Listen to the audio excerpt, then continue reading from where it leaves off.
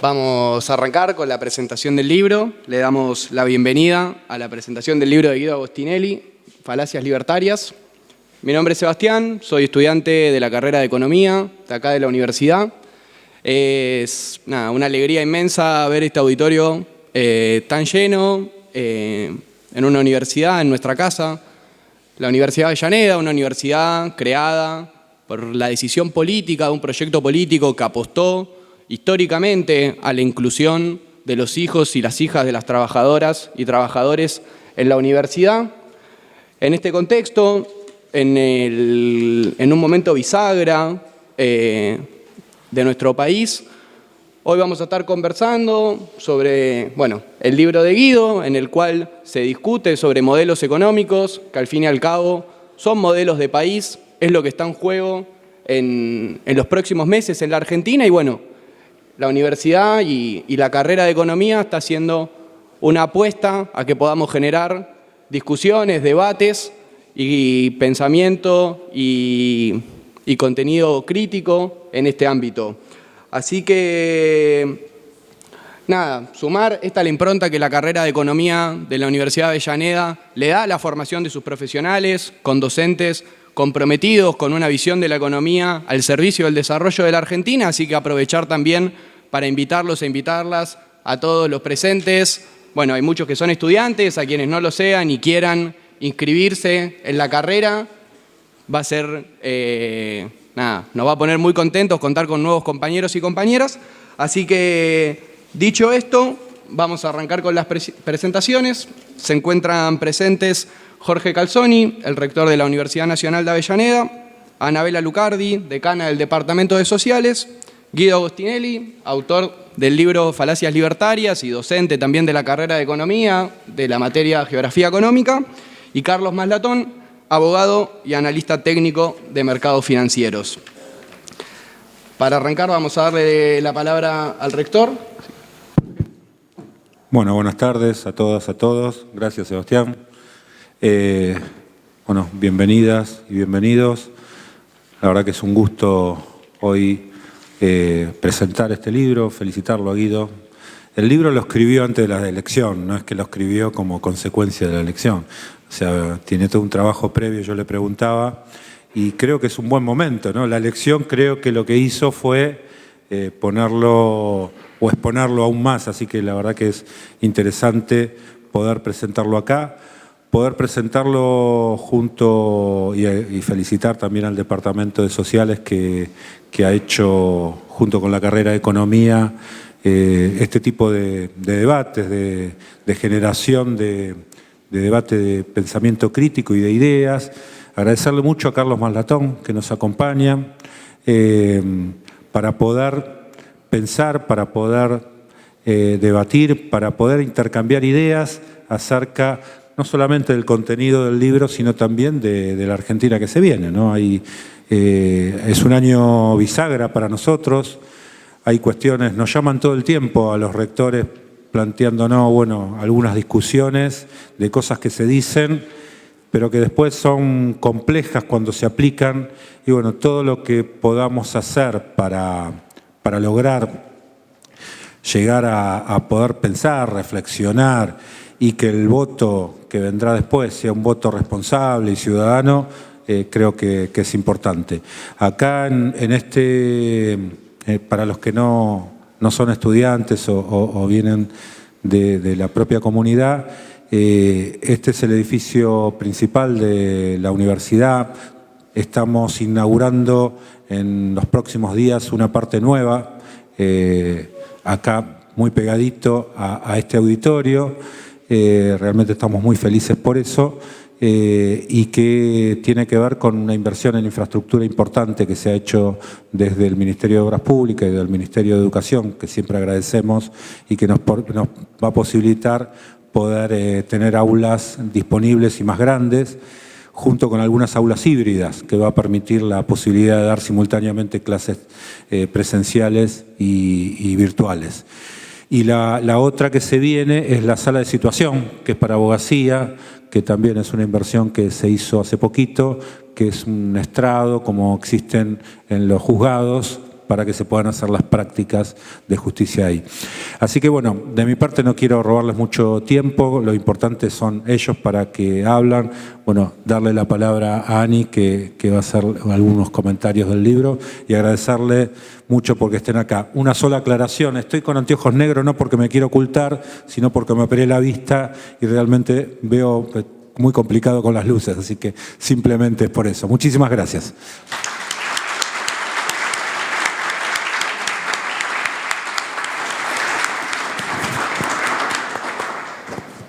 ¿Sigo yo, Sebastián? ¿Te parece bien? Bueno, buenas tardes a todas y a todos. Un placer integrar este panel, saludar también a Santiago Franchina y agradecerle a él, al director de la carrera de la licenciatura Economía, y a través de él a todo su equipo, a Julián y el resto de los compañeros y compañeras por esta invitación y por posibilitar esta charla. Vamos a decirlo, no lo dijo Jorge, pero Jorge hace mucho que quería invitarlo a Carlos a debatir aquí con nosotros, así que creo que esto se está materializando y está buenísimo porque, bueno, decíamos antes, ¿no? Estamos tomando un cafecito, perdón la demora, tardamos un poquito en llegar, pero Carlos resaltaba, y me parece que es súper interesante compartirlo con ustedes, la importancia de estos debates en la universidad pública. Lo que nosotros le debemos a la universidad pública es poder estar acá compartiendo con ustedes, así que le agradecemos muchísimo, ¿no? A Carlos, digo, lo hago también en nombre del Departamento de Ciencias Sociales y de Santiago, que está un poquito demorado y que si no, seguramente lo hubiera hecho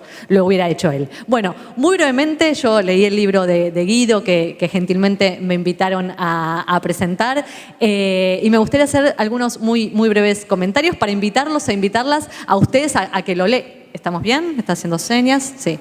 Bueno, perdón, lo vi haciendo señas. E invitarlos a ustedes a que lo lean. Por supuesto, ahí afuera se puede comprar, me imagino. Así que el objetivo de las presentaciones también es vender libros, ¿no? El mercado editorial, acá lo veo a Rodolfo, tiene que repuntar. Así que animamos con esta presentación a que compren y que lean sobre todo el libro de Guido. El libro de Guido es muy útil en este contexto. Como decía recién el rector, Guido lo escribió antes de las elecciones y dio el debate durante mucho tiempo en las redes sociales antes de las elecciones. Pero en este contexto cobra una importancia aún mayor, por lo menos a mí me resultó muy esclarecedor y me llenó de argumentos para salir a discutir desde, por supuesto, mi perspectiva y lo que yo pienso, ¿no? Algunas de las falacias que el libro intenta desmentir y que lo hace realmente con sólidos argumentos son falacias que nos estamos cansando más en estos últimos tiempos de escuchar realmente. Y es interesante ponerlas en debate.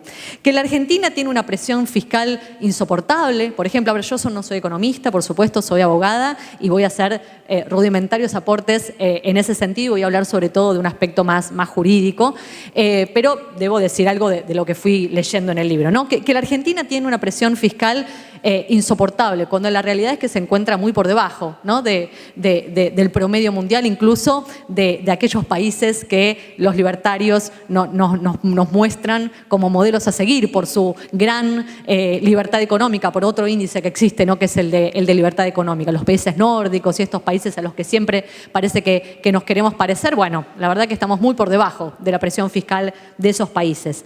Que la economía dolarizada solucionaría uno de los grandes problemas que tenemos en la Argentina, que es la inflación, o que la desaparición del Banco Central en una economía dolarizada solucionaría el problema de la inflación, y bueno, que fue probado en países como Banana Republic, Bananita, Bananalandia, ¿no? Estas cosas que están a la orden del día. Bueno, eso es otra falacia que es, la verdad, que es fácilmente desmentible y que el libro de Guido Agostinelli se preocupa por desmitificar.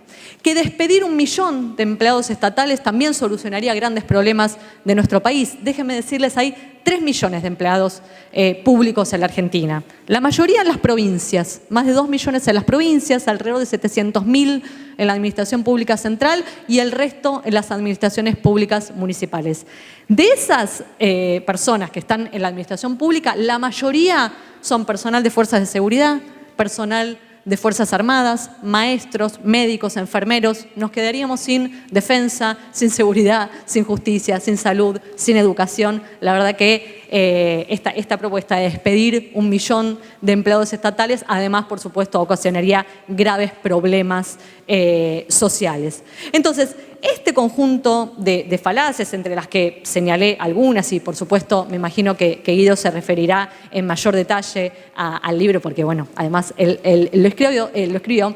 Mi humilde aporte en este panel es que para eventualmente practicar algunas de las propuestas que hoy están a la orden del día, tendríamos que como mínimo llevarnos por delante un sinnúmero de leyes que protegen diversos derechos y que organizan la vida política y social en nuestro país. Tenemos que denunciar un conjunto de tratados internacionales, muchos de ellos con jerarquía constitucional, enfrentándonos a la comunidad de las naciones, ¿no? O sea, diciendo, bueno, nos vamos de este tratado. Y también tendríamos que incluso reformar la Constitución, digamos. No sería tan fácil, ¿no? La política tributaria en la Argentina no es una facultad del Estado central solamente, es una facultad que se ejerce en forma concurrente, acá veo algunos alumnos de Derecho Constitucional, que es la materia que yo doy, es una facultad que se ejerce en forma concurrente con las provincias, tendrían que estar de acuerdo las provincias eventualmente para modificar la estructura tributaria de la Argentina. La economía, dolarizar la economía, bueno, también es una facultad del Congreso, aunque lo debatíamos recién con Carlos, es una facultad del Congreso fijar la moneda, defender su valor, acuñar billetes, etcétera, etcétera. Tendríamos que ir a discutir también nuevamente al Congreso esta otra propuesta. Bueno, echar empleados o reducir el gasto público, déjenme decirles, no solamente no solucionaría ningún problema, sino que además aumentaría la desigualdad, ¿no? Provocaría una caída del consumo, digamos. Ninguna de estas soluciones sería viable en términos políticos tampoco. Me gustaría señalar en este último, con esto ya voy cerrando, había avisado que iba a ser breve, que aun cuando quisiéramos barrer con este conjunto de leyes, aun cuando quisiéramos denunciar este conjunto de tratados internacionales, aun cuando estuviéramos dispuestos y dispuestas a reformar la Constitución, deberíamos hacerlo con consensos políticos. Deberíamos hacerlo con aquellas personas, aquellas instituciones que los representantes de este libertarismo vernáculo actual en la Argentina denostan, ¿no? Y que clasifican, ¿no? como una casta de dirigentes, ¿no? Nada más lejos de la realidad, ¿no? Las castas son estructuras sociales preestablecidas que no se modifican. Hay países que han elegido eso como su forma social, su forma de organización social.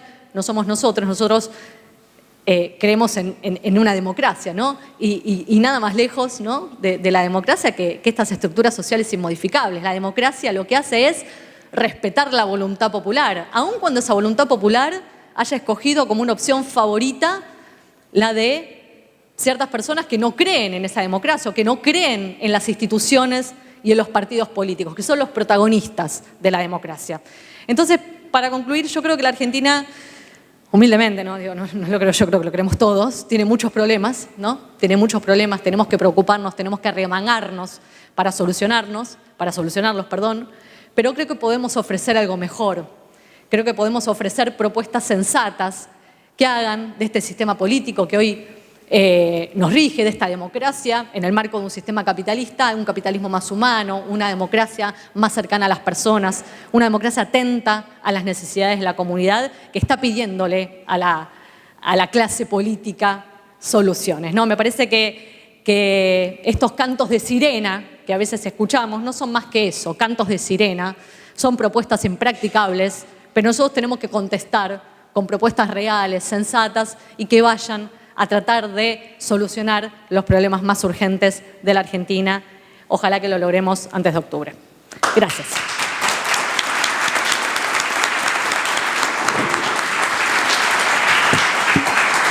Bueno, gracias Jorge, gracias Anabela y ahora sí le damos la palabra a Guido para arrancar con la presentación del libro. Gracias.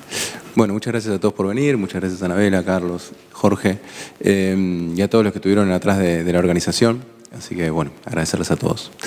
Bueno, con respecto al libro, en realidad es una breve introducción. ¿Por qué? Porque nos vamos a meter más de lleno en los puntos que podamos debatir de alguna manera, intercambiar opiniones, que eso es lo más importante y es lo que tiene que florecer en la facultad, ¿no? Ese intercambio de ideas, y por eso celebro tanto Carlos acá, porque nos va a permitir pensar la realidad, escuchar opiniones, armarnos de ideas mejores planteadas.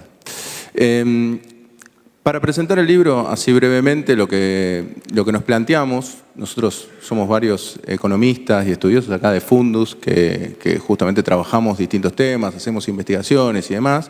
Estos temas los veníamos tratando ya hace años, veníamos advirtiendo la problemática, y eso es lo que ahora, digamos, cobra importancia en el libro, porque de golpe sale el libro, que está, para que vean que no mentimos, dice ahí julio, ¿no? Está impreso en julio, o sea, no es una cuestión electoral, ni mucho menos.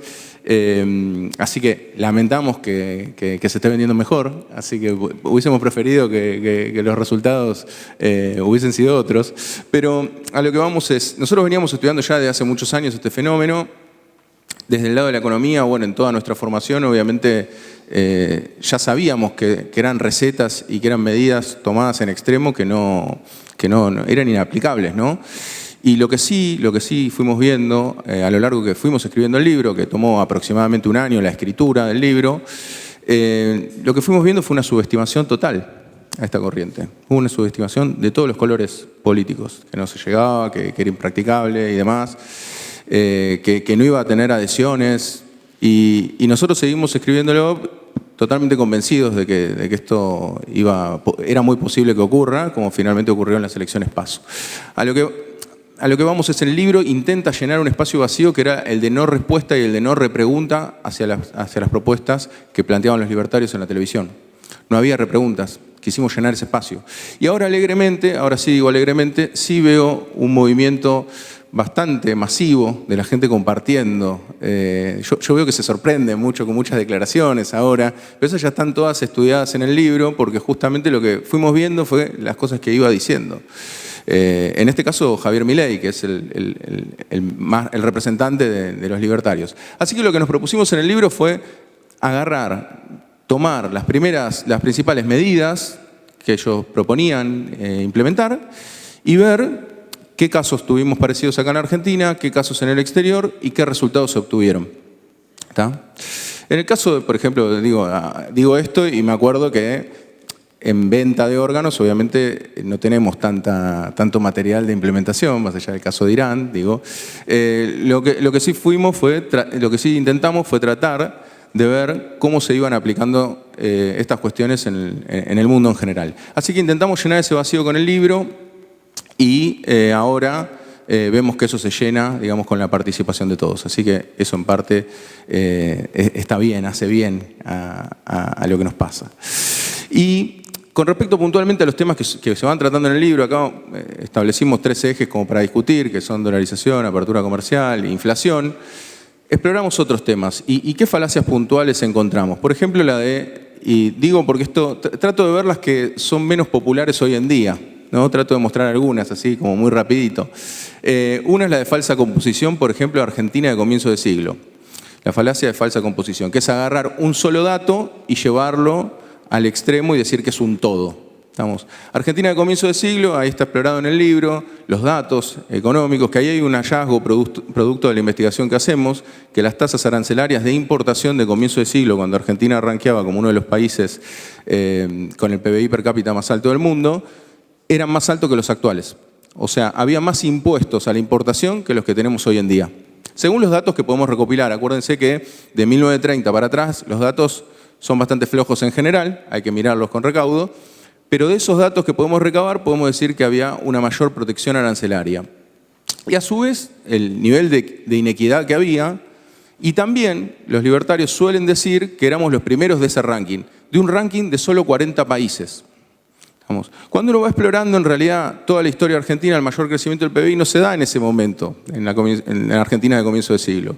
Pero bueno, ellos toman un ranking y dicen que tenemos que volver a eso porque estamos primero en un ranking de 40 países. Ese es el dato, entonces agarran ese dato y lo extrapolan a todo, sin ver toda la complejidad de la Argentina de comienzo de siglo. Que ahí está explorada en el libro y que nos lleva, digamos, a esas conclusiones o a esa generalización apresurada, que es otro error lógico, digamos, que podemos tener. Y después también otra cuestión más que últimamente se está difundiendo poco, que es también la falacia del nirvana, que es la falacia de la solución perfecta. Esto, ¿dónde decimos que ocurre? Bueno, decimos que esto ocurre, por ejemplo, cuando se plantea y se contrasta lo que fueron las medidas que planteó en el caso Martínez de Hoz con 12 puntos sobre distintos aspectos para liberar la economía.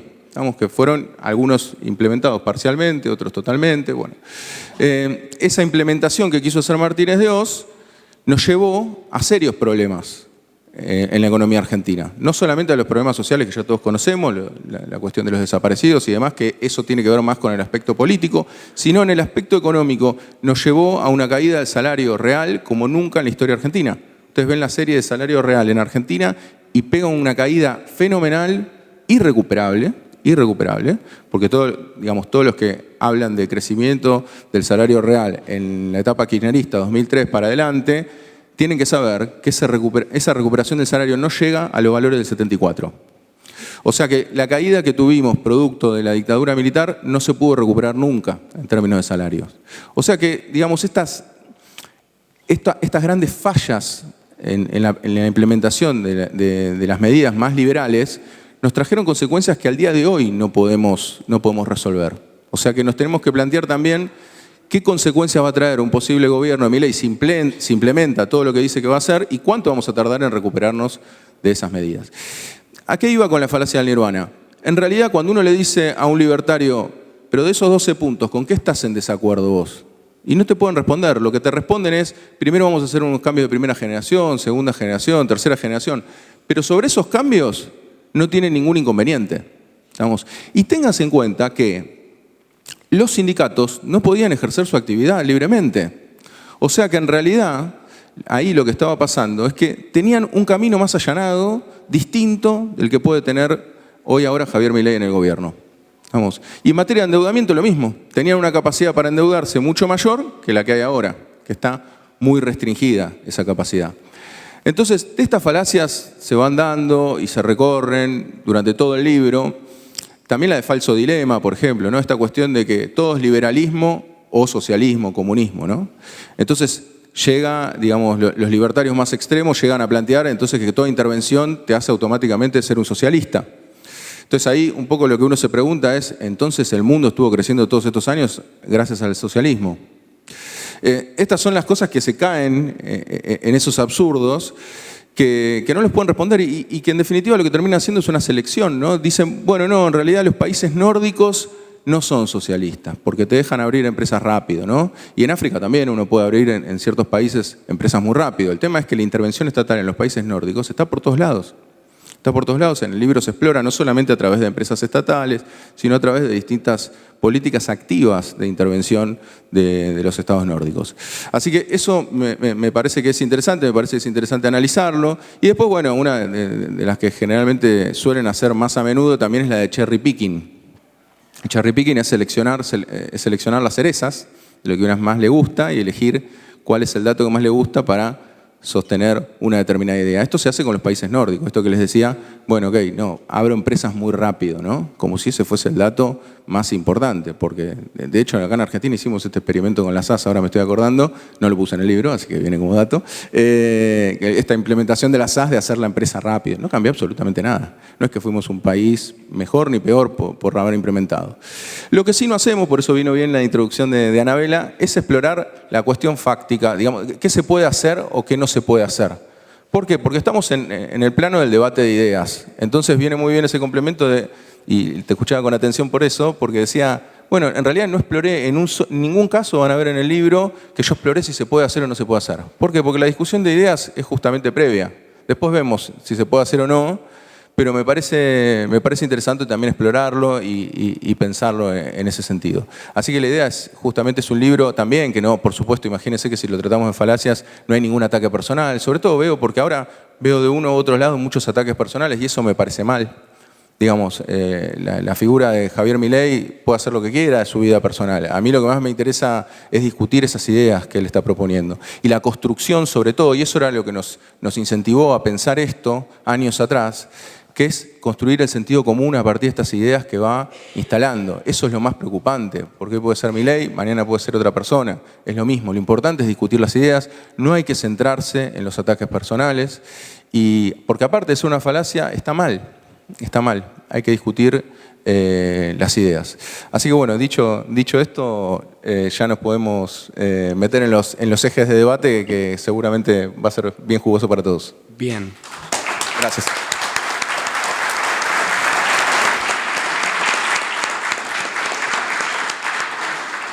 Bueno, vamos a arrancar, como dijo Guido, con el debate. Lo tenemos a Carlos Maslatón y a Guido. Va a ser un intercambio un poco entre corrientes de la economía. Carlos es un liberal y va a defender un poco esa postura. Guido representa una postura más heterodoxa y vamos a estar conversando en torno a 3 ejes que, bueno, antes Guido los comentaba: dolarización, inflación y apertura comercial. Bueno, antes de entrar en estos 3 temas específicos, quiero manifestar que agradezco la invitación. Yo soy un liberal, pro universidad pública. Me encanta estar aquí en Avellaneda.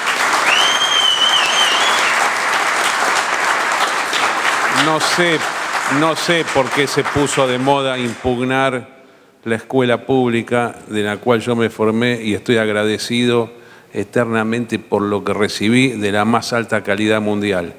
Y soy liberal. El liberalismo en el siglo XIX definió que iba a haber educación pública. No implica proscribir la privada, por supuesto, se puede hacer, todo esto está bárbaro, los campus, todo eso está bárbaro. Pero queremos tener esto, ¿y con qué se paga? Se paga con impuestos, sí, con impuestos. ¿Cuál es el problema? ¿O acaso el Estado no tiene que existir? No hay funciones básicas. Definimos que una de las funciones básicas es la prestación de servicios educativos y la salud pública. No es mucha plata. Hoy quiero hablar de números yo. Estamos acá en la carrera de económica, derecho. Quiero ver números porque acá se despilfarra en el área financiera del Estado y después se quiere hacer autoridad en cosas que no valen nada, perjudicando al resto de la población. Pero es muy interesante. Gracias, rector, por la invitación. Gracias, profesora, por esta invitación. Agostinelli, excelente el libro, lo vi. No es que lo comparte el libro, no importa, está bien escrito. Yo puedo contestar a todos los puntos. En más de los que vos pensás, yo concordaría con vos, pero la idea es ver eso. Hay que elegir algo. Dolarización, inflación, dijimos, y comercio exterior. Bueno, comercio exterior. Entonces, yo lo que haría es, que esto es muy importante en economía, hay un nivel que es teórico. ¿Cómo me gustaría a mí que sea el sistema monetario? Por ejemplo, entonces yo diseño cosas, pero fuera del espacio del tiempo. El problema es que cuando uno toma el gobierno, accede democráticamente a la función pública, no va a aplicar aquello que en forma teórica diseña. Es con el aquí y ahora. ¿Cómo hago desde la Argentina actual, por ejemplo, para dolarizar o para estabilizar? Y a mí me gusta ir a ese punto. O para desinflacionar, o qué hago desde la Argentina de hoy, con esta matriz arancelaria y esta protección o no protección, ¿cómo sigo? Estos son los 3 tópicos y me gusta mezclar lo de tu libro con lo que es políticamente posible ahora, no solamente políticamente posible, sino físicamente posible. Porque ¿saben qué? Se están hablando un montón de cosas en los medios, muy superficialmente, sobre temas económicos, con propuestas disparatadas, que aunque exista todo el poder político del mundo y la voluntad para hacerlo, no se puede hacer por cuestiones lógicas y físicas que exceden a la voluntad política de las partes y a la buena voluntad de las personas. Yo voy a decir cuáles son. Así que, Agostinelli, hasta acá vos y yo te sigo.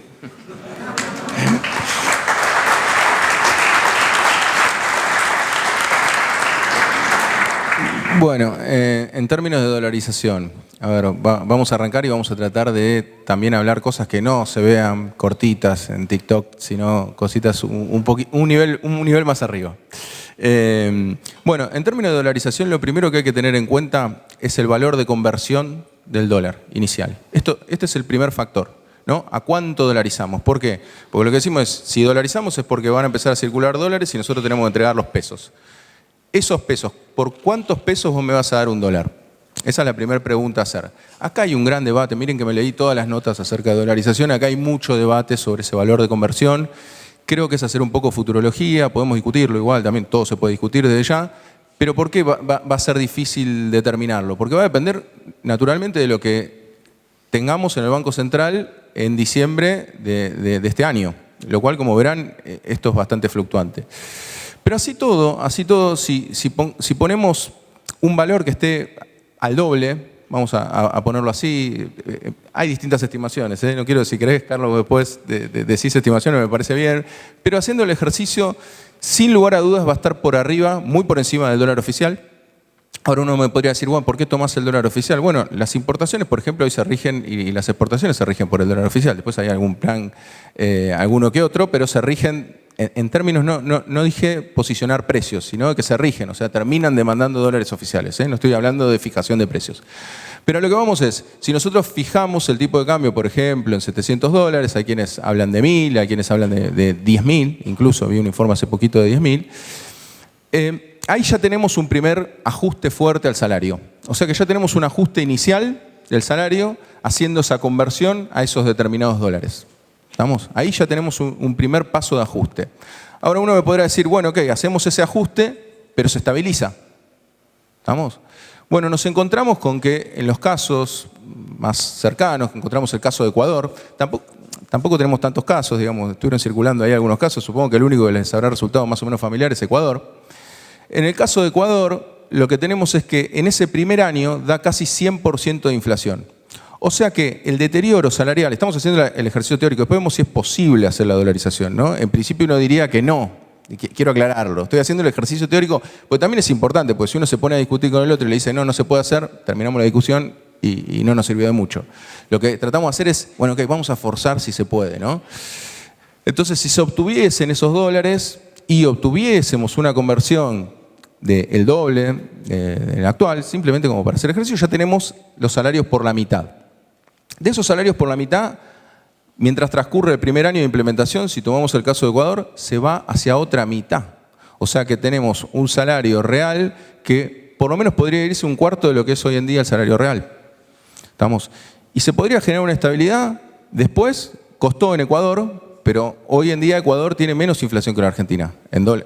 Tiene inflación en dólares, pero logró estabilizarlo, ¿no? La paz de los cementerios, vamos a decirlo así. Entonces sería como curar a un enfermo con fiebre, matándolo, digamos, le bajó la fiebre, le baja la fiebre, pero el problema es que destruye casi completamente la actividad económica. Entonces, este es el gran problema que tiene la dolarización. Y de lo que explica Milei en la parte, vamos ahora un poquito a la parte más técnica, él lo que explica es en cuanto a las reservas que él tiene disponibles, las reservas brutas. Acuérdense que las netas están en negativo, pero vamos a lo que son las reservas brutas. Las reservas brutas, él habla de unos títulos que tiene la Argentina, digamos deuda soberana que emite Argentina en dólares, por ejemplo, que es parte de lo que compone las reservas. Él pone el ejemplo de Sri Lanka, fíjense a dónde hay que irse con los ejemplos. Pone el ejemplo de Sri Lanka porque dice, ustedes saben que y esto sabe más Carlos que yo, ustedes saben que los bonos soberanos se emiten al 100, a un valor 100, y hoy en día están cotizando aproximadamente en 30. Vamos, aproximadamente. Él lo que dice es que con la confianza que va a dar su ingreso en el gobierno, esto lo dijo previo a las PASO, porque ahora no lo puede sostener más, él dice que con su ingreso en el gobierno van a pasar de valer 30 a valer 50. Vamos. Sencillamente por el shock, digamos, esto me hace acordar un poco a la lluvia de inversiones de Macri, ¿no? Esta cuestión especulativa de que él va a entrar y automáticamente van a valer más esos títulos. Fíjense qué es lo que pasó, como a él le gusta decir, la evidencia empírica ya lo desmintió. ¿Por qué? Porque apenas ganó las PASO, ¿qué pasó con los bonos soberanos? Cayeron. Vamos. Entonces, ya eso de que va a ir a 50 ya no se da, porque en esos 30 se cayeron, ahora se está recuperando un poquito, pero lo que quiero decir es, no se da esas cantidades de reservas que él plantea que puede tener el Banco Central a través de esta especulación, no se da. Y después, por otro lado, las otras salidas de obtener dólares, obviamente siempre puede existir la varita mágica, porque son todas medidas también que tienen un poco de pensamiento mágico, y lo incorporamos, nos analizamos, es que venga alguien y ponga esos dólares. Vamos a hacer él dice que tiene un fondo internacional, ¿no? de los más reconocidos, que le pondría. Entonces, si él tuviese la posibilidad de atraer esos dólares, ¿qué son esos dólares? Son más deuda. O sea que en realidad fíjense en la trampa en la que caemos, ¿no? Tenemos que estar más endeudados para poder hacer una dolarización que no haga caer tanto el salario real. Entonces, más allá de que es difícil de practicar, ahora también me parece que a raíz de estos datos, de los datos que fueron manejando los economistas, a medida que también de que alguien tiene más posibilidades, me parece que se va rodeando de gente que va aportando más datos concretos, se va viendo esta imposibilidad de hacer esto y por eso se está hablando de 1, 2 y creo que Marra dijo hace poquito que en realidad podía no ser una medida del primer gobierno de Milei dolarizar. Lo cual podría ser hasta incluso, digamos, si fuese una medida de cierre de gobierno, incluso mucho más grave. ¿Por qué? Porque el apetito previo a la dolarización va a ser muy grande. O sea, si nosotros sabemos que quien es elegido presidente quiere dolarizar o lo tiene como fin, ¿qué vamos a hacer naturalmente todos? ¿Qué posiciones vamos a tomar? Vamos a tratar de dolarizarnos para dolarizarnos al valor más bajo posible, lo cual es muy riesgoso. Es muy riesgoso y me parece que justamente en términos de dolarización es irresponsable como medida. Me parece que es impracticable en tanto y en cuanto las reservas que tenemos hoy y aparte la imposibilidad de poder endeudarnos en el exterior. Y en el caso que existiese la posibilidad de endeudarse en el exterior sería extremadamente irresponsable, ¿no? Porque ya tenemos un nivel de endeudamiento de los más altos que tuvimos en la historia. Y a su vez, la experiencia previa que tuvimos fue la de la convertibilidad. Que no es lo mismo que la dolarización, pero justamente lo que aplicaba era un tipo de cambio, un peso a un dólar, un peso igual a un dólar, ¿no? La convertibilidad, ley hecha en 1991, y las consecuencias que tuvimos también a nivel social fueron muy negativas, duraron 10 años. Y nos generaron un montón de problemas que hoy subsisten. Entonces, la estabilidad del tipo de cambio, eso también es otro aspecto a tener en cuenta. En el libro lo exploramos, hay un gráfico que muestra, ¿trajo más inversión? Porque esa es otra cosa. ¿Para qué hacemos todo esto? Porque de última decimos, Milei está mirando solo el capital. ¿Trae más inversión la dolarización? Bueno, la única experiencia que tenemos es la de la convertibilidad, que es similar. ¿Y qué nos encontramos? Que las inversiones durante la convertibilidad fueron inferiores a la de la postconvertibilidad. O sea que ni siquiera trae inversiones. O sea, destroza el salario y ni siquiera trae inversiones.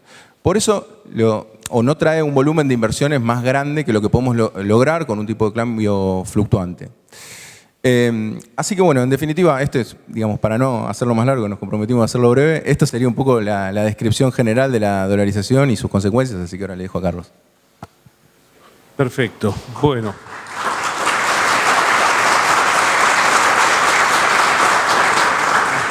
A mí me preocupa porque muchas personas que han escuchado discursos por televisión o por el TikTok sobre la dolarización empezaron a imaginar un mundo donde de repente mágicamente viene alguien y dice, ahora no tenés más pesos, tenés dólares y como tenés dólares vas a ser rico como en los países donde se usa dólares y vas a ganar como en el país que emite los dólares. Por lo tanto, mágicamente se terminó la pobreza en Argentina. Esto, aunque parezca increíble, pegó electoralmente muy fuerte. Inclusive hay personas que no solo imaginaron esto, sino que creyeron que si ganaban 100.000 en pesos van a ganar 100.000 en dólares. Esta nominalidad de la moneda en la cual incurren muchísimos. Por ejemplo, como cuando alguien dice el peso argentino son 800 por dólar. Por lo tanto, en Brasil, si es 5 reales por dólar, la moneda de Brasil es más fuerte. Y en Indonesia, si son 14.000 rupias de Indonesia por dólar, es más débil que Argentina. Esto yo lo escuché toda mi vida. A nadie se le ocurre pensar, pero ¿cuánto hay de la moneda esta? Porque lo que importa es cuánta moneda hay, no cuántos ceros le agregás o a qué precio llegaste producto de las fluctuaciones del mercado y de generaciones donde la moneda se va depreciando o apreciando producto de los movimientos del mercado que incluyen el elemento inflacionario. Miren, yo creo que esto hay que definirlo jurídicamente para los que estudian Derecho acá o son abogados. ¿Qué es dolarizar? Dolarizar significa desmonetizar. La palabra desmonetizar Es un acto de derecho público del Estado donde dice: la moneda que yo emití, que ustedes tienen, no vale más a partir de determinada fecha. La queman si quieren o me la entregan a mí. Yo les voy a dar algo a cambio de lo que ustedes me están entregando. Les voy a dar, en este caso, una nueva moneda que yo voy a conseguir. En este caso he decidido que va a ser el dólar norteamericano. Es un swap, un intercambio de algo que se quema y de algo que aparece en cabeza de los que son titulares de esa moneda. La cantidad de moneda circulante son, lo voy a redondear, 7 billones de pesos argentinos de papel, la cantidad de moneda física. 7 billones, por si alguien tiene alguna duda, es 7 punto y 12 ceros después. Así como 1 millón son 6 ceros, 1 billón es 1 millón por 1 millón, 7 billones. Pero los sistemas monetarios no se componen solamente de los billetes y las monedas, se componen de los depósitos bancarios.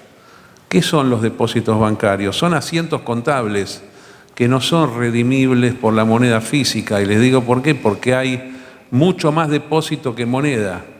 Entonces, ¿cuántos son los depósitos bancarios en Argentina? Son 32 billones entre los depósitos de los entes públicos, las empresas y los individuos. Hay 32 billones de pesos. La cuenta te da más o menos 5 veces la cantidad de depósitos respecto a la moneda física. En otros países es 10 veces o 15 veces. Según el desarrollo bancario de cada país, es más depósitos. Los depósitos además tienen una cuestión, que en el sistema bancario que rige actualmente en el mundo, no en Argentina, se va multiplicando solos. Por ejemplo, se multiplican cuando empiezan a devengar tasa de interés. La tasa de interés, así como el depósito, es una deuda del banco respecto de los titulares de los depósitos. Y además por el mecanismo en el cual el banco toma dinero, presta, ese préstamo entra al banco, circula, se va creando lo que se llama moneda secundaria. Esa moneda son asientos contables, tienen el mismo efecto que la moneda física, solamente que si todos van a pedirlo al banco no existe. ¿Por qué se caen los bancos en el mundo cada tanto tiempo? Por retiro de depósitos. Se llama corrida bancaria, bank run. Por eso no hay resistencia posible pasado lo que son los encajes, 10, 15, 25%, ahí ya cae el sistema bancario. Hay otro elemento más que es las colocaciones que han hecho los bancos, en este caso en la República Argentina, al Banco Central. Una genialidad única en el mundo. El Banco Central de la República Argentina, en lugar de prestar dinero, toma dinero del público a través de los bancos, llaman las LELIC. Te da un papel que dice LELIC, que eso devenga, no sé, 140, 200% efectivo anual. En este momento estamos por ese número.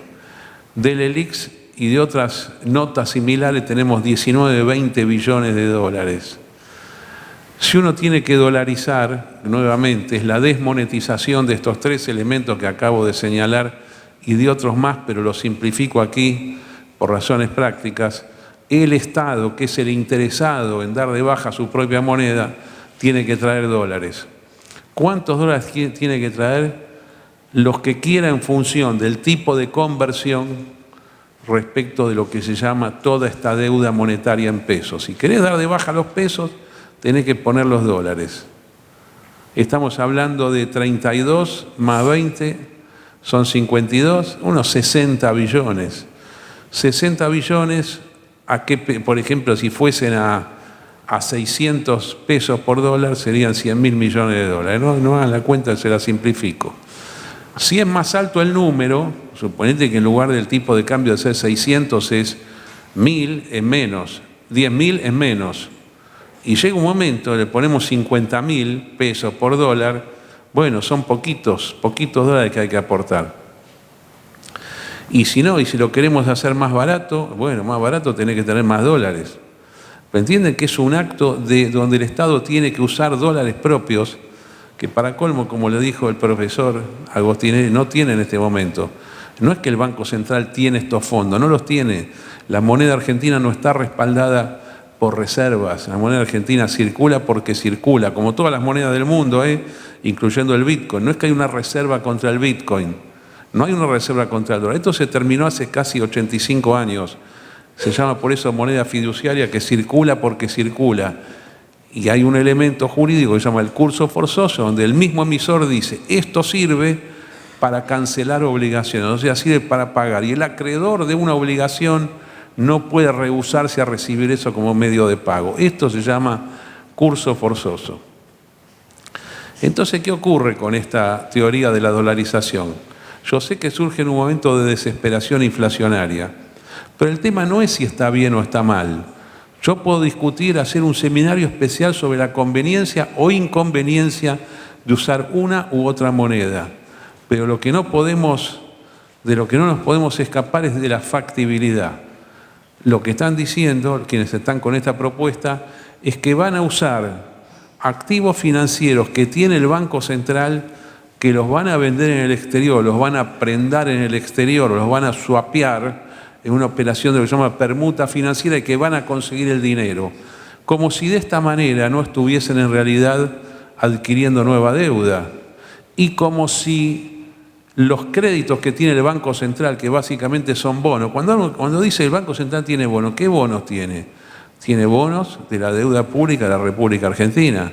No es que tiene los bonos de otro país, no tiene bonos del Tesoro norteamericano, es deuda de la tesorería al Banco Central. Resultante de que en el pasado el Banco Central le prestó plata a la tesorería.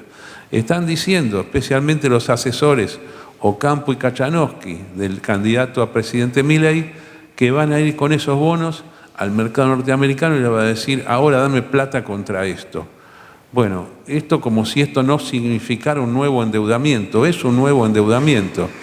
Quiere decir que tendríamos que, además de toda la dificultad que esto tiene, adquirir nueva deuda en un país que no puede pagar su propia deuda. Esto, el objetivo es dar de baja al Banco Central, porque, claro, el Banco Central no tendría ya pesos, entonces no hace falta tener Banco Central.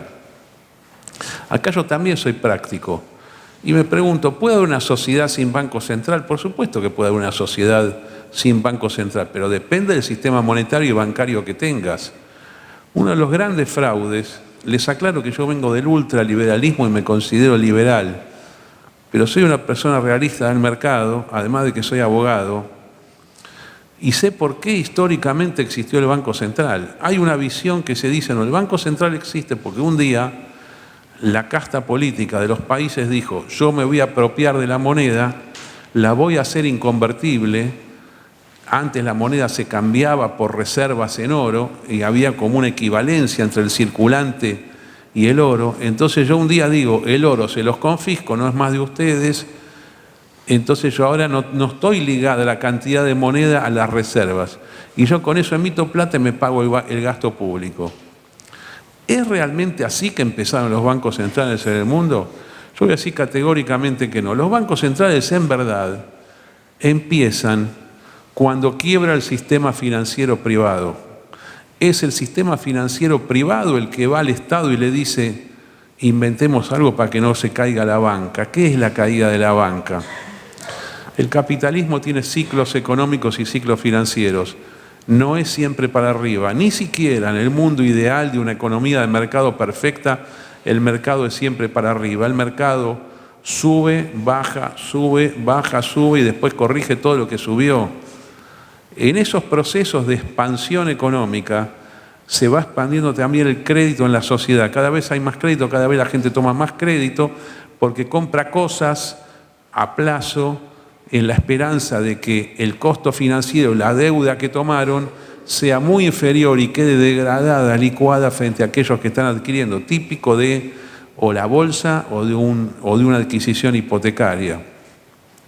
Ocurre que cada tanto tiempo los precios de las cosas, naturalmente por hechos de mercado y sin que suceda nada grave, se caen a pedazos. Es el crash financiero. En el crash financiero se empiezan a generar pérdidas patrimoniales gigantes para todos aquellos que están endeudados, que se ven obligados a vender aquellos que compraron a crédito y tiran los precios para abajo y más para abajo. Eso se llama la deflación. La deflación es el peor de los males de la economía. Estamos todos con terror inflacionario. Bueno, ese tipo de deflación, que no es que el paquete de harina valga menos, sino es los precios reales de las cosas, producen un desbalanceo entre las deudas acumuladas y los precios de las cosas. Esos desbalanceos llevan a la recesión extrema, a la desocupación, a la quiebra generalizada. Es la deflación. Y la última etapa de la deflación es la corrida bancaria. Los bancos no pueden recuperar los créditos que dieron. Los depositantes dicen, dame la plata que tengo. Esa plata no es que no se la quieren dar, no es que se la roban, no existe. Nunca existió. Y por eso se crean los bancos centrales. Hay dos opciones cuando tenés deflación con recesión.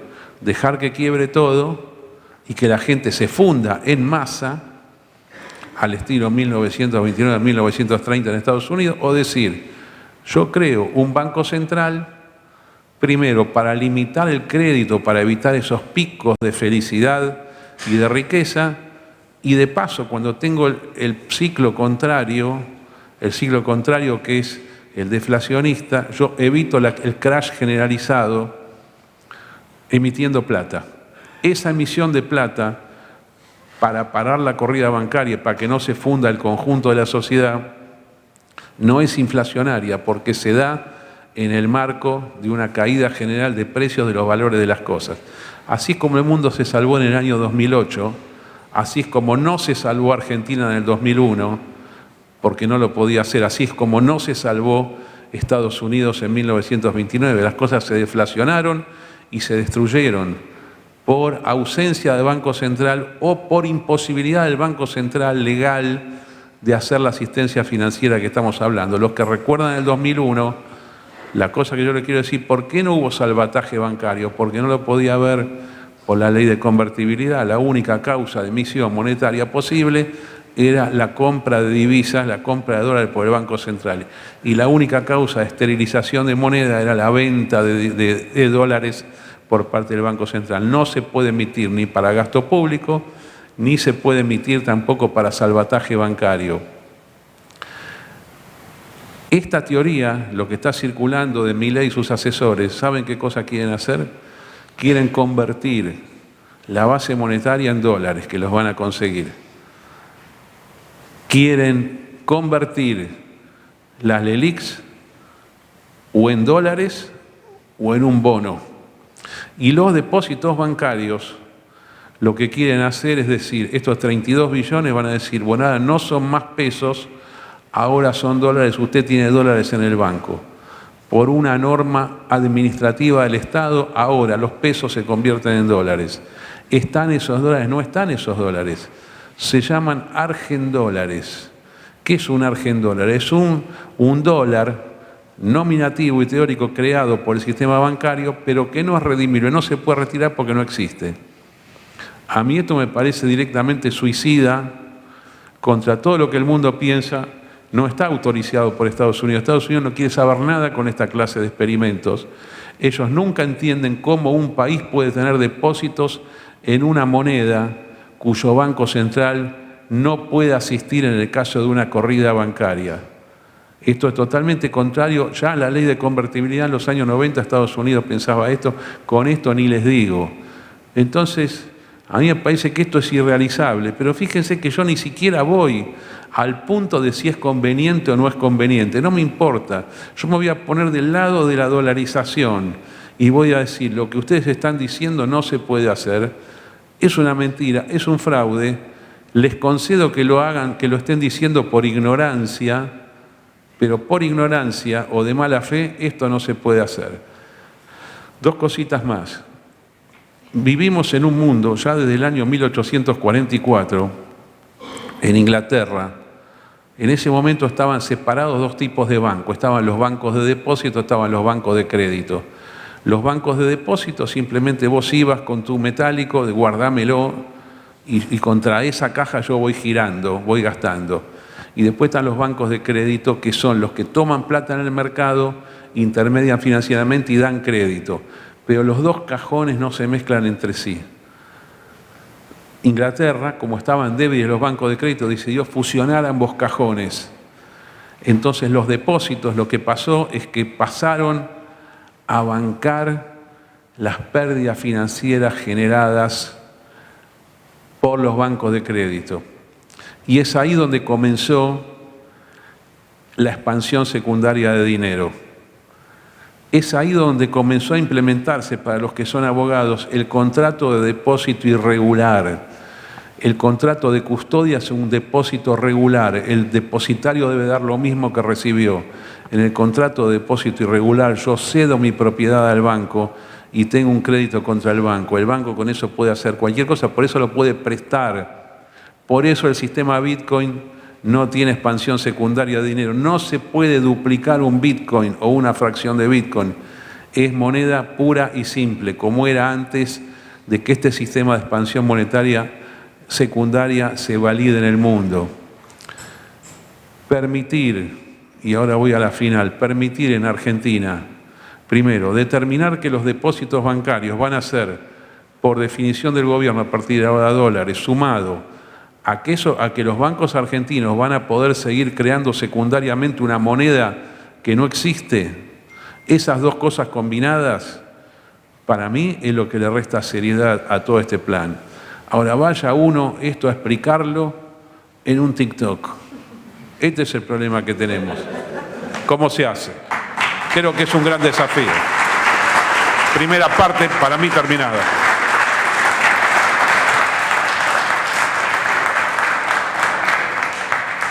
Bueno, muchas gracias Guido, Carlos. Perdón, digo TikTok porque, bueno, esto va a haber que estudiarlo. Nosotros los liberales dominamos las redes del año 2017 en adelante. Somos mayoría, como antes lo era el macrismo, como antes lo era el kirchnerismo. Pero dije TikTok porque fue el eje de la campaña y el porqué del 30% de mi ley básicamente es TikTok. Te aparece en todos lados y se hizo espontáneamente. Gracias. Gracias. Hay un punto importante ahí y habla de la importancia, creo, de generar estos ámbitos para replicar información, generar contenido, pensamiento propio y después salir a divulgarlo y a esparcirlo en cada uno de los ámbitos. Así que vamos a pasar al segundo tema, probablemente uno de los principales problemas que tenga la Argentina hace ya muchos años, que es la inflación. Hay recetas mágicas que se venden para solucionarlas. Guido creo que va a apuntar algunas claves de por qué no es tan así. Bueno, muy bien. Lo que vimos hasta ahora, desde ya lo completamos ahí. Concuerdo con gran parte de lo que expuso Carlos. Con respecto a la inflación, a ver, esto yo siempre digo que es una clase de 3 horas, así que se me va a complicar un montón hacerlo breve y no aburrirlos. Pero vamos puntualmente a cómo explican la inflación por lo general y por lo que se pudo ver los libertarios. Toman la base, digamos, toman las premisas de Friedman. Ellos saben que generalmente se suman a la escuela austríaca, pero para algunas cosas usan la escuela de Chicago, o sea, Milton Friedman. Y en este caso toman una teoría que se llama la teoría cuantitativa del dinero, que la ideó Fisher. En esta, muy rápidamente lo voy a decir, había 4 componentes de esta ecuación. La masa de dinero por la velocidad de circulación del dinero, que es igual a los precios por las cantidades.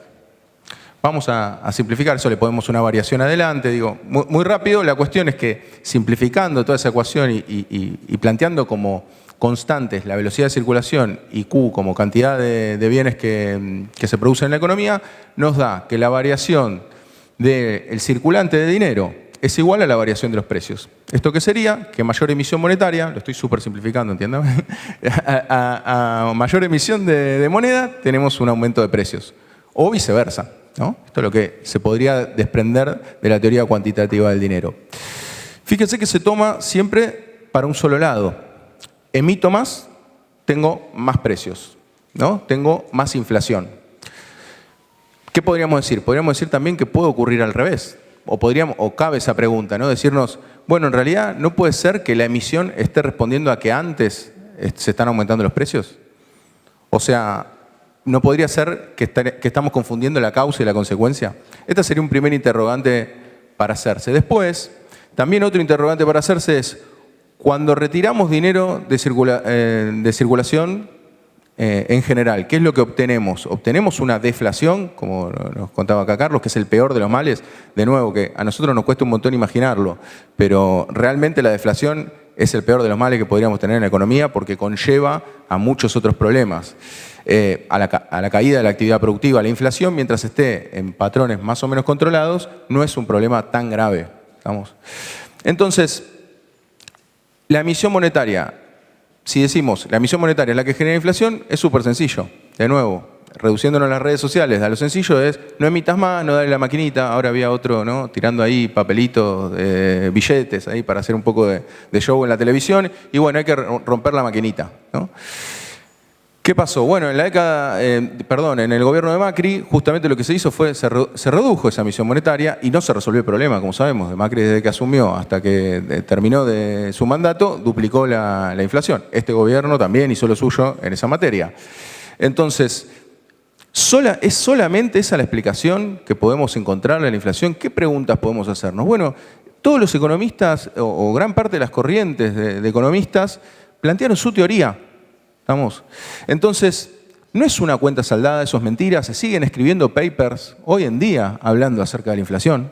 O sea que no es una cuestión tan sencilla de decir emito y eso genera inflación y punto. ¿Estamos? Porque también, digo, y también eso me quedó de la cuestión anterior, ¿no? De la dolarización que no permite emitir. No permitir emitir no es solamente no poder contratar empleados públicos, ¿no? Es ante una catástrofe climática, la que ellos niegan, no poder ir y tratar de dar respuestas desde el gasto público para ese tipo de problemas. Entonces, no es emitir y punto, no contrato empleados públicos. A lo que vamos es, entonces, todas las corrientes ideológicas plantearon su forma de explicar qué podría ser el causante de la inflación. Y lo más importante, y me parece que ahí está lo central, es que no siempre ocurre por las mismas causas y no siempre se generan las mismas consecuencias. Cada periodo es particular. ¿Estamos? Por eso, cuando tenemos respuestas mágicas que encajan en todos los escenarios, tenemos que sospechar. No pasa siempre así, no es siempre así. Por ejemplo, sí es cierto que la variación del tipo de cambio en Argentina tiene una influencia importante en la inflación. Por eso pega también esta cuestión. En la convertibilidad, si bien obtenemos al comienzo niveles de inflación altos, o como vimos con Ecuador, obtenemos niveles de inflación altos, capaz que en el mediano o largo plazo se puede estabilizar, como ya explicamos cuando hablamos de dolarización. Se podría llegar a estabilizar. El tema son las consecuencias para qué. Y me parece que poner el eje, no es casual que se ponga el eje en el tema inflacionario como el mayor de los problemas. Es un problema enorme. Ahora estamos con un problema enorme de inflación, no lo estoy negando. Lo que quiero decir es que me parece más grave que el problema inflacionario es la pérdida de poder adquisitivo. Eso es lo más grave. Porque cuando se tenía inflación de 20%, 30%, que también es elevada, pero los salarios acompañaban o superaban esa inflación, el problema era mucho menor. Poner el eje en que ese es el problema fundamental, lo que nos hace pensar es, bueno, entonces tenemos que eliminar la emisión. Y eliminar la emisión y decirlo así a la ligera, primero que falta, ¿no? Preguntarse por qué estás emitiendo más, ¿no? ¿Cuál es la...? Pues si no, es como, ¿no? Es como cuando uno va a un cardiólogo, todos sabemos acá que lamentablemente nos va a agarrar un paro cardiorrespiratorio y en algún momento nos vamos a morir de alguna consecuencia, la que fuera. ¿Estamos? Y entonces decimos, che, lo único que hay que hacer es mantener el corazón latiendo. Entonces, ¿qué hacemos con la medicina? Que sean todos cardiólogos, ¿tá? Que se mantenga el corazón. No. Nosotros lo que queremos es justamente tener todas las especialidades de la medicina para poder estar saludables y estar bien. Entonces, hablar solamente de la emisión en sí misma es como algo abstracto incluso en un punto. Entonces, ¿qué es lo que esconde ahí detrás? Bueno, la emisión es en realidad para eliminar el gasto público. ¿Y hasta qué punto el gasto público? Acá es súper interesante. Esto lo pueden hacer todos. Recomiendo un sitio que se llama datosmacro.com para a los que les interese mirar algunos datos, que ahí recopilan muchos datos que son interesantes. Dicen, bueno, es porque estás emitiendo más porque tenés déficit. ¿Cuántos países tienen déficit? Se van a fijar, pueden ahí listarlos, incluso pueden ponerlos de menor a mayor y se van a encontrar con datos sorprendentes porque, para el relato que cuentan los libertarios, que es que la inmensa mayoría de los países tiene déficit fiscal. O sea, gasta más de lo que le ingresa. Y encontré un dato revelador ahí hace poquito. Me fijé en los países que habían eliminado el Banco Central, estos países con nombres raros, algunos se los estudió, Caribitú, ¿cómo era? Tuvalu, muy bien. Si se meten ahí, van a darse cuenta que tienen el gasto público uno de los gastos públicos más altos del mundo, sin Banco Central. O sea que el Banco Central tampoco solucionaría el problema del gasto público. Pero más allá de eso, lo que nos encontramos es que el tema es complejo. Porque, ¿qué juega acá en el tema inflacionario? La variación del tipo de cambio es importante. Las expectativas, Lucas escribió muchísimo acerca de este tema. O sea, si nosotros acá, por ejemplo, preguntásemos a todos cuánto va a ser la inflación del año que viene, muy probablemente todos acertemos bastante y todos vamos en función a eso, y eso que no es de una corriente que esté ideológicamente emparentada conmigo, Lucas, pero digo, es lo que él fue desarrollando, y dice, bueno, si todos preguntamos acá cuánto va a ser la inflación, esas expectativas generalmente se van a convalidar. ¿Estamos? Después tenemos el factor que no es de... Y ahí, en ese punto... Y mira lo que voy a decir, les voy a conceder algo a Javier Milei en ese sentido, que dice la concentración no genera inflación. 100% de acuerdo, está bien lo que dice. La concentración en sí misma, el mundo tiende a concentrarse muchísimo. Pero lo que sí es cierto es que la concentración genera tensiones para que los precios no bajen con la misma facilidad en los procesos de desaceleración inflacionaria. ¿Estamos? O sea, que no bajen los niveles de inflación. ¿Por qué? Porque la concentración en teoría económica, tanto ortodoxa como heterodoxa, lo que nos va a decir es que la fijación de precios va a ser mayor. ¿Qué quiero decir con esto? Digamos, se unen dos empresas, no fijan el precio más alto, si no, no se unen. Digamos, quieren ganar más plata, vamos a decirlo así, liso y llano. Entonces, lo que hacen es concentrarse. Aparte de que los libertarios tampoco ven nada malo en eso. No ven nada malo en la concentración. Y esto nos tiene que hacer un poquito de ruido. ¿Vamos? ¿Por qué? Porque incluso la teoría ortodoxa de la economía ya veía, incluso Smith, que lo reivindican los libertarios, ya veía como un problema grave la concentración económica. ¿Por qué? Porque atentan contra la misma competencia. Por eso cuando nos dicen la libertad, ¿qué libertad? Si no pueden competir las empresas entre sí, ¿qué libertad estamos hablando? Justamente la intervención del Estado es para que puedan competir. ¿Vamos? Y eso sí, tiene que generar una menor tensión inflacionaria. ¿Estamos? Y de eso desarrolló Keynes, que no era especialista en inflación, pero también hablaba de la inflación de insuficiencia de oferta, que también puede estar explicada en distintos momentos históricos. ¿Qué es esto? Bueno, cuando la oferta no llega a abastecer la demanda que hay y por algún motivo no aumenta su capacidad productiva. ¿Estamos? Entonces, a lo largo de todas las corrientes económicas se van dando distintas explicaciones acerca de cómo se va dando la inflación. En Argentina sabemos que tiene un alto componente especulativo. Con esto no queremos decir que es solamente especulativo. No estoy negando, y esto es importante resaltarlo, porque ellos también, la falacia del falso dilema, es todo blanco-negro, ¿no? No estamos diciendo que la emisión, y ahí hay una falacia del espantapájaros también, meto muchas falacias juntas, pero bueno, digo, la falacia del espantapájaros, ¿cuál es? Bueno, que en realidad tenemos que tener todos una maquinita en la casa de imprimir billetes si la emisión monetaria no genera inflación. No, no estamos diciendo eso. Por supuesto que la emisión monetaria genera una tensión. Todos los bienes que vos producís en mayor cantidad y no hay una contraparte en su demanda, hacen caer su precio. Eso es economía básica. Ocurre. Lo que estamos diciendo es que no hay una relación directa. ¿Estamos? Esa relación directa no existe, no se ve reflejada en los datos. De hecho, nosotros lo tenemos en el libro, el gráfico, que lo hizo ahí Hernán, que lo veo ahí por ahí, Hernán con sus aportes en los gráficos. Justamente lo que nos muestra es que no existe esa relación. Si tratamos de ver la relación, se da una relación mayor con el tipo de cambio. Digamos, que tampoco está del todo marcada. Vamos, en Argentina se nota que hay un componente especulativo, que hay un componente del tipo de cambio. ¿Por qué el tipo de cambio? También porque estamos muy extranjerizados. Imaginémonos al CEO de alguna empresa acá, de las que dominan el mercado alimenticio, yendo a sus casas matrices a presentarle los presupuestos de lo que van a ganar en Argentina. ¿En qué moneda se lo presentan? En pesos no, porque lo que les interesa es cuántos dólares o cuántos euros llevan para afuera. Y está bien, son las reglas del juego, ¿no? No estoy criticando ese proceso. Lo que estoy queriendo decir es, si ellos fijan sus metas en moneda dura, en moneda extranjera, es natural que ante una devaluación, ¿cuánto van a ajustar sus precios? Es natural que ajusten por el tipo de cambio. Vamos. Lo que no tenemos que permitir es que ese tipo de cambio sea destructivo, porque el tipo de cambio tiene que ser competitivo y no que sea destructivo como se plantea con la dolarización o como se planteó con la convertibilidad, que era un tipo de cambio fijo y bajo. ¿Qué quiere decir un tipo de cambio fijo y bajo? Que justamente estimula las importaciones en vez de las exportaciones. Justamente tenemos que generar más exportaciones. El tipo de cambio tiene que ser competitivo desde ya. Y ahí está, digamos, la muñeca y el poder político para poder implementar un tipo de cambio que sea competitivo, pero que no se nos vaya digamos, de las manos y que genere una pulverización de los salarios. Porque en definitiva, cuando medimos el salario real, lo podemos medir por poder adquisitivo o bien con cuántos dólares puedo comprar con ese salario. Entonces, en definitiva, para tratar de ir redondeando el concepto, la inflación no es un fenómeno sencillo, es un fenómeno que puede responder a distintas causas. De hecho, también hay inflación de aumento de costos, por ejemplo. Sigo hablando y me voy acordando de más tipos de inflación, de aumento de costos, que ¿qué podría ser? Bueno, me aumenta un insumo afuera, se aumentó el petróleo.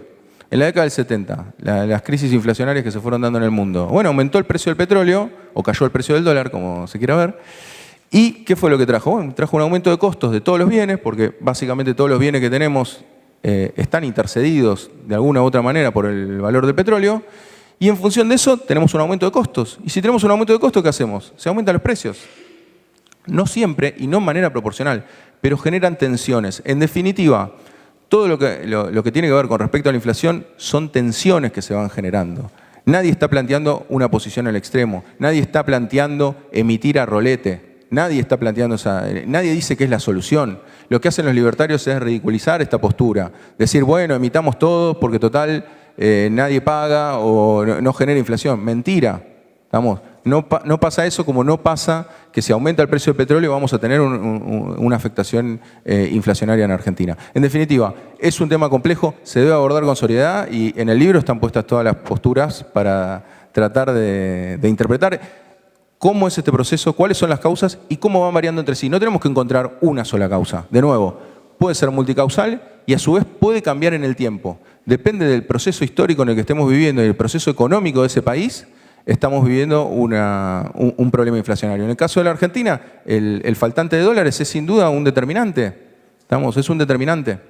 Y que haya una brecha cambiaria tan grande también determina la presión inflacionaria, sin lugar a dudas. Así que le dejo a Carlos. Muchas gracias.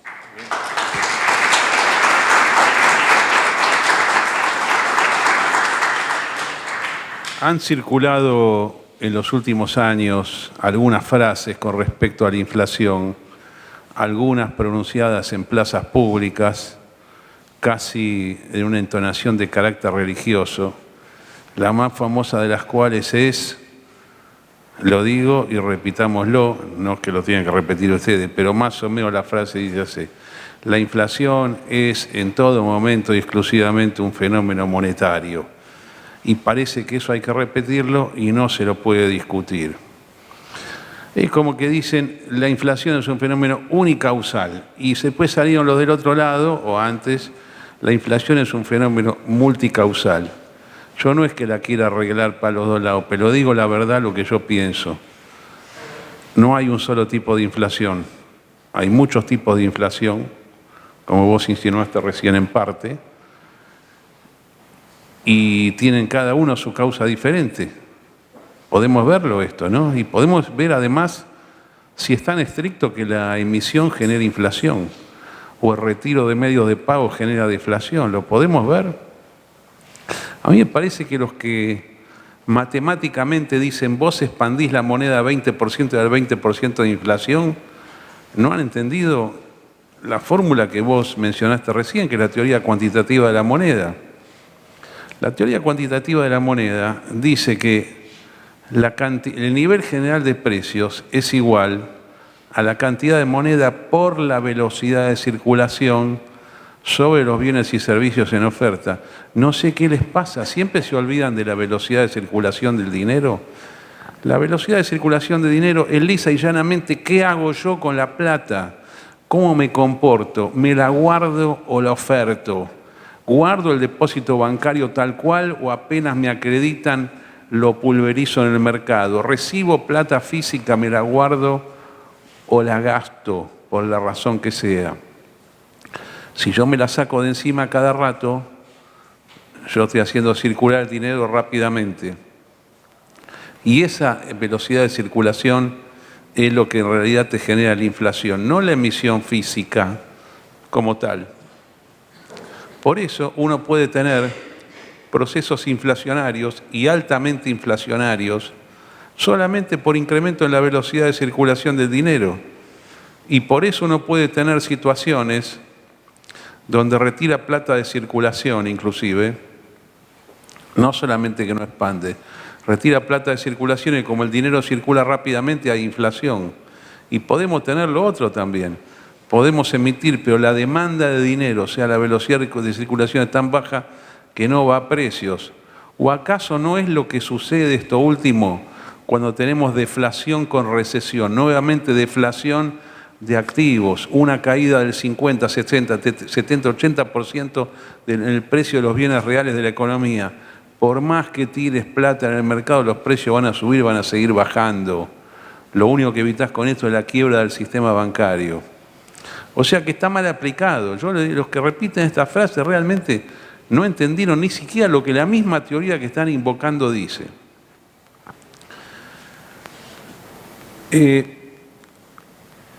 Hay algo que tiene que ver, que es como un complemento de lo anterior, que es qué sucedería o cuáles son las condiciones para una dolarización. En realidad, vos podés desmonetizar tu moneda 100% y solucionar, entre comillas, el problema de la inflación en dos casos. Uno es una quiebra bancaria total, donde a la gente le dice, usted lo que tenía no lo tiene más. O de lo que tenías te queda un 5% y yo te voy a dar algo nuevo por ese 5%. Quiebra total del sistema bancario, crisis recesiva deflacionaria. Y la otra es una hiperinflación. La hiperinflación no es una inflación más alta. La hiperinflación es una situación donde los precios suben más y antes que la emisión monetaria. Vos lo insinuaste también. Y está en tu libro, que decís muchas veces se emite porque subieron los precios. ¿Qué es esa situación? Es una situación donde está la locura y la desconfianza que hay, que la gente se saca la plata de encima. Y vos decís, pero ¿cómo si no estamos emitiendo? Bueno, pero esa conducta es la que te genera la subida de precios. Entonces viene el Estado y dice, ¿qué hago yo con esto? Tengo que compensarlo. Tengo que emitir para alcanzar los precios. Eso es la tendencia hacia la hiperinflación. Una licuación hiperinflacionaria, donde la cantidad de moneda y los depósitos, divididos un tipo de cambio recontra alto, te da muy pocos dólares a aportar. Es una dolarización barata y podría ser también una oportunidad para dolarizar. O sea, quiebra bancaria total, hiperinflación. Relacionado con lo anterior, yo no solamente esto me parece criminal forzarlo, sino que además no se va a dar. Por el ciclo económico que está en la República Argentina, que es positivo y no negativo contra todo lo que el mundo cree, no vas a tener ninguno de los dos extremos. Esto es lo que yo tengo para comentar ahora sobre el tema inflacionario relacionado con la dolarización. Y una última cuestión es este tema de la deuda del Banco Central con el sistema financiero. Miren, hay una categoría monetaria que se llama la base monetaria. La base monetaria es el total de billetes y monedas más los encajes de las entidades financieras en el Banco Central. Eso se llama base monetaria. Después están los depósitos, que los hay a la vista, en caja de ahorro, en plazo fijo. Todo eso se llama un agregado que sumado a la base monetaria se llama M1, M2 o M3. Pero ¿cuál es la naturaleza jurídica y financiera y monetaria de la deuda del Banco Central con el sistema financiero? Y fundamentalmente, ¿cómo opera psicológicamente el tema de las LELIQs? Yo digo que las LELIQs, ahora hay otros que lo están empezando a decir, en realidad son una base monetaria ampliada, con lo cual esta locura del Banco Central de tomar plata y remunerarla y que cada vez devengue más intereses, es lo que está generando inflación. La tasa de inflación en Argentina ahora no es pagar el gasto público. Y acá viene otra impugnación de esta teoría donde todo es el déficit del presupuesto. El problema argentino no es hoy el déficit del presupuesto. Puede empezar a hacerlo ahora, pero no ha sido en los últimos años. El problema es el disparate del Banco Central de querer parar la inflación remunerando depósitos. En una política que tiene antecedentes, empezó en el año 2014 hasta el día de hoy, o sea que abarcó 3 gobiernos, y yo digo que eso es inflacional, pero tiene 2 antecedentes históricos dramáticos en Argentina. Uno fueron los 2 años finales del gobierno de Videla, cuyo ministro se llamó Martínez de Oz, que es el que implementó esto del Banco Central, y otros son los últimos 2 años de Alfonsín.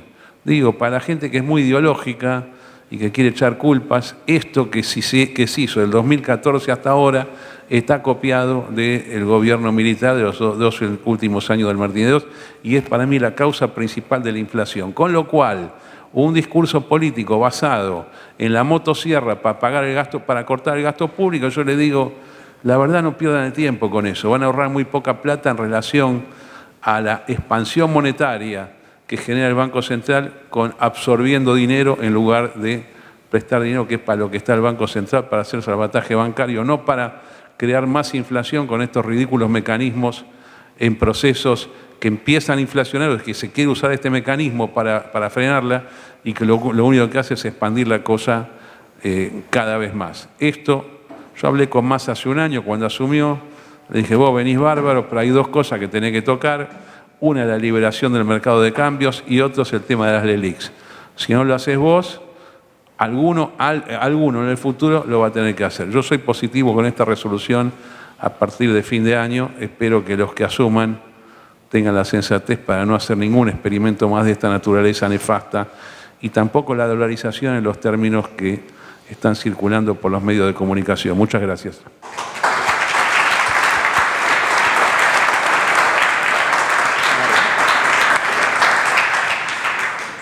Bueno, vamos con el último tema. Ahí lo veo a Santiago Franchina, muchas gracias también, que tenía que estar acá, pero...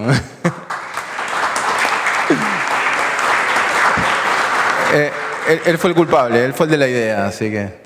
Bueno, en materia de apertura comercial, comercio exterior, a ver, ¿qué podemos decir? ¿Qué es lo que plantean los libertarios? De nuevo, estamos haciendo un análisis de lo que dicen, después lo que hacen, creo que eso quedó claro a lo largo de esta charla. Hay que ver qué es lo que finalmente se termina haciendo, pero hablan de una apertura total del comercio exterior. Se basan en una premisa en la cual cuando uno, que suena lógica de nuevo, como las falacias, ¿no? Suena súper lógica, que es decir, si yo no me abro a importar los bienes de afuera, después no puedo pretender que me compren mis bienes, ¿no? Los que yo produzco no puedo exportar si no me pongo a importar libremente, ¿no? Esta es como de nuevo, es una premisa que uno dice, che, es totalmente lógico, ¿no? Piensa como un amigo, che, si yo no le hago ningún favor a mi amigo no me va a hacer ningún favor a mí. Bueno, cuando analizamos los datos de, a ver, cuándo nos abrimos más comercialmente, cuándo nos cerramos más, no hay ninguna correlación. O sea, no es cierto. No es cierto que cuando vos importás más, exportás más. De hecho, diría que podría ser exactamente lo contrario, porque el tipo de cambio competitivo justamente lo que hace es que vos generalmente exportás más e importás menos. O sea que esa relación que se plantea y que suena lógica de decir nos abrimos y va a funcionar mejor el comercio exterior es falsa. Los datos de Argentina muestran que esa información es falsa. Pero vámonos a decir, porque también es una postura muy fea también a veces plantearlo, o es una postura discutible, decir estoy en contra de la apertura comercial. No, a nosotros nos gusta comprar bienes, los bienes más variados, nos gusta poder exportar bienes, los bienes más variados. No es cierto que no sea un ideal a seguir estar en una economía abierta, una economía integrada al mundo. Lo que hay que tener en cuenta es que justamente lo que necesitamos es un plan industrial que lo que haga es que esta apertura no destruya las industrias que tenemos. Y si destruye las industrias que tenemos, no es solamente una cuestión de, este fulanito que tiene una industria y quebró la industria, che, qué mal, un capitalista más que le fue mal y no hay mayores problemas. No. El problema es que cierra la fábrica, que los trabajadores se quedan sin empleo y que esos trabajadores sin empleo van a buscar empleo y terminan pujando y compitiendo contra cualquier otro empleado de la economía, que lo que hacen es bajar el precio del salario. El ejército industrial de reserva. Entonces, si tenemos más desempleados, es una economía que no funciona, es una economía que no va, que no sirve, ¿no? Volviendo al ejemplo que dimos al comienzo de la economía argentina de comienzo del siglo. ¿Podría funcionar económicamente? Quizás podría funcionar. El problema es que quedan 30 y pico de millones de personas afuera del sistema. Entonces, ya somos la población, ya estamos en unos niveles de población en la que necesitamos estar todos trabajando y trabajando productivamente. Entonces, un plan industrial, ¿qué es lo que genera? Bueno, genera que lo que tenemos que hacer es hacer que estas industrias se vayan fortaleciendo a lo largo de los años. ¿Cómo? Bueno, eso es materia de hoy en día y podríamos criticarla, podríamos... me parece que ahí tendríamos que centrar los debates, pero bueno, estamos un poco en los debates un poco atrás en ese sentido, en cómo incentivar para que haya una política industrial seria. No podemos abrir una economía y que de golpe un producto de cualquier otro país destruya la industria local y nos deje con desempleados. Eso no puede ocurrir. Y esto me parece que es uno de los puntos, junto con el de la dolarización, más graves de lo que plantean los libertarios. Porque cuando se hace una apertura comercial así irrestricta, lo que vamos a tener son consecuencias muy, muy graves. Y a raíz de esto que necesitamos pensar qué hacer. Porque uno dice plan industrial, suena algo, ¿no? Bueno, me acuerdo de algún político acá que hablaba también un poco difícil con respecto a eso. Vamos a lo concreto, ¿qué es lo que hay que hacer? Bueno, lo que hay que hacer son las necesidades puntuales, sectoriales, hay que analizarlas, ver qué grado de competitividad tienen en el mundo y también darle desde el Estado, desde un Estado inteligente, las herramientas para que esa industria se desarrolle.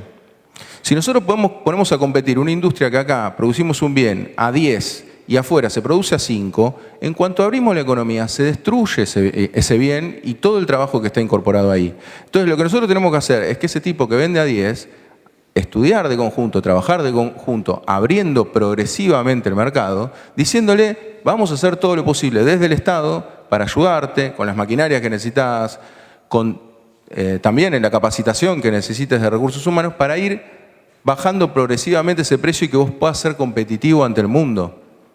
Esto no es algo que estoy planteando como revolucionario, es lo que hicieron los países que se desarrollaron. Y los países que se desarrollaron tampoco lo hicieron a base de la apertura irrestricta de los mercados. Eso tampoco es cierto. Los grandes países industriales justamente tuvieron políticas proteccionistas en sectores que consideraban claves y que hoy en día las siguen teniendo. Vamos. Y esto de nuevo, ya que les recomendé una página para visitar, les recomiendo otra, la de la OMC. Ustedes tienen la Organización Mundial del Comercio, pueden ver cuáles son los países que tienen más trabas pararancelarias al comercio y se van a encontrar con una sorpresa dentro de lo que vemos acá en Argentina, que Argentina no es el que lidera esas trabas.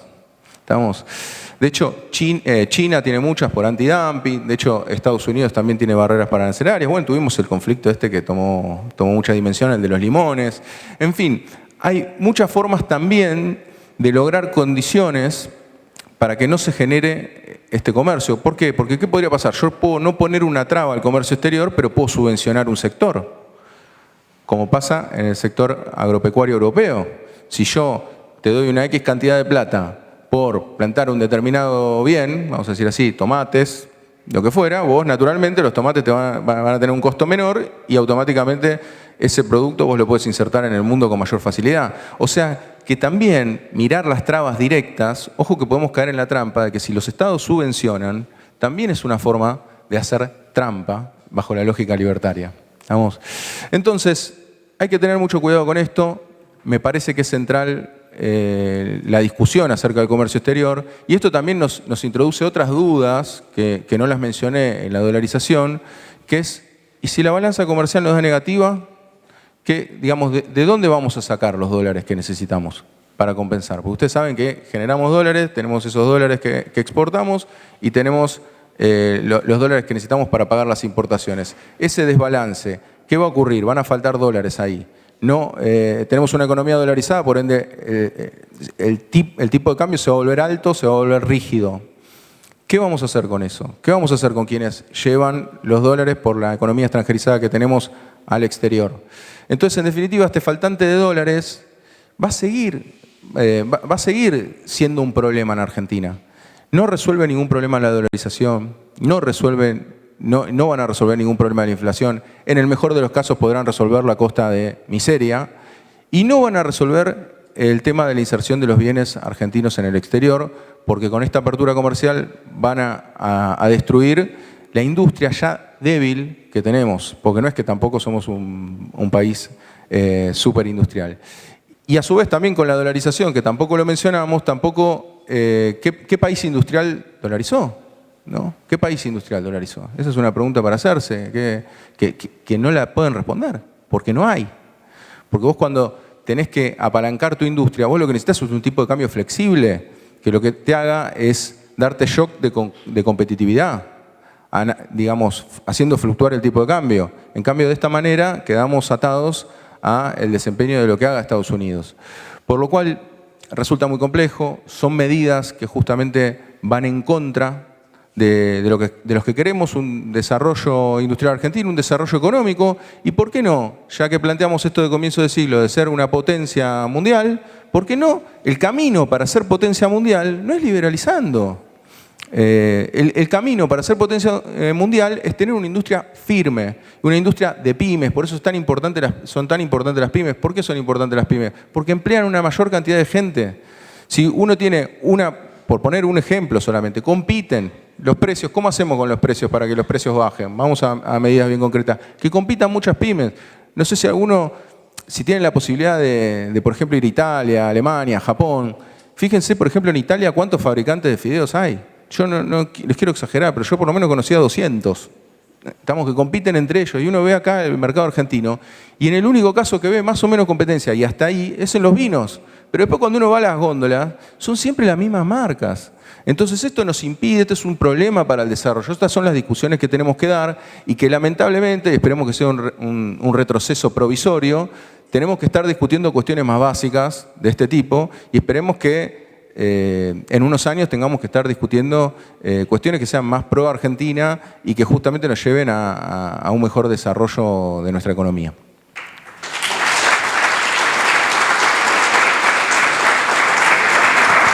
Bueno, muy brevemente, probablemente de los tres temas, este es aquel en el cual yo tengo más diferencias. Pero tengo soluciones también, Agostinelli. A mí me parece que gran parte de las preocupaciones que vos manifestás, que yo también las tengo, esta desprotección industrial argentina y esta desprotección histórica de los productos argentinos, tiene una causa que es monetaria y es cambiaria. Cada tanto tiempo viene algún gobierno que se le ocurre sobrevaluar el tipo de cambio, es decir, pone el dólar peso para abajo artificialmente y el país se torna no competitivo de esa manera.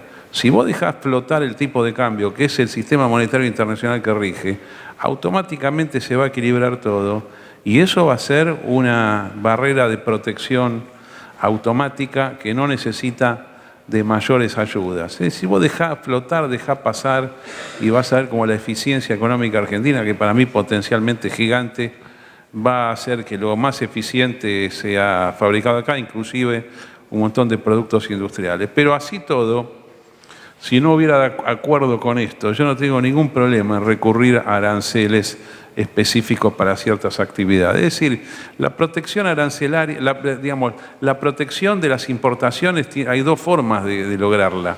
Una con tipo de cambio alto o bajo según el momento y otra con aranceles. Yo quiero negociar con vos, vamos a suponer que estamos acá en un gobierno, yo te digo, Agostinelli, dejemos el tipo de cambio fluctuar, decime dónde querés poner arancel y yo firmo. ¿Está bien? Gracias a todos.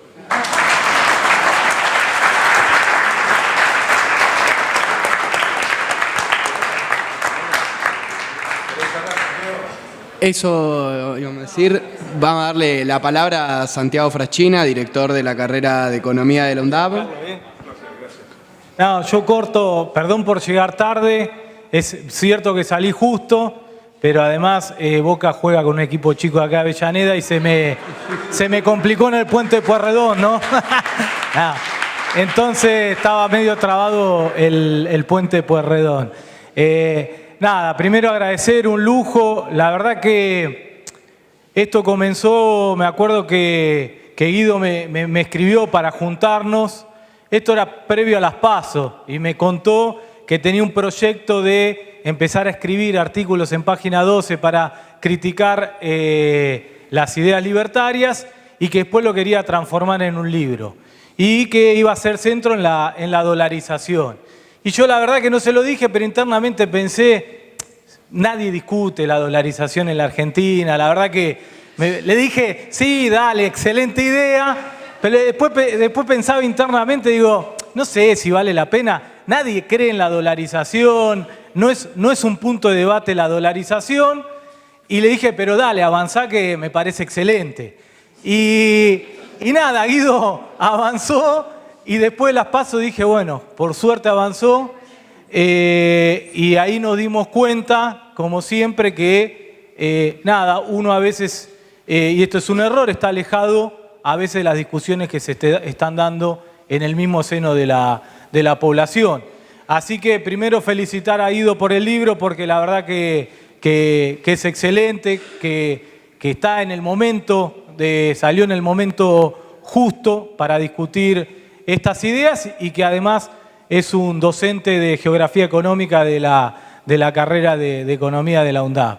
Y mientras tanto coincidía con el pedido de Jorge. Jorge siempre que me encontraba me decía, tiene que venir Carlos Malatón a la UNDAV, tiene que venir a discutir las ideas. Entonces, bueno, cuando salió el libro dijimos hay que presentarlo, coincidimos con el pedido de Jorge, así que nos pareció la invitación y así que le queremos agradecer a Carlos, que cuando lo escuchamos decimos, por eso hay un abogado manejando la economía argentina, muy bueno, y no sabe.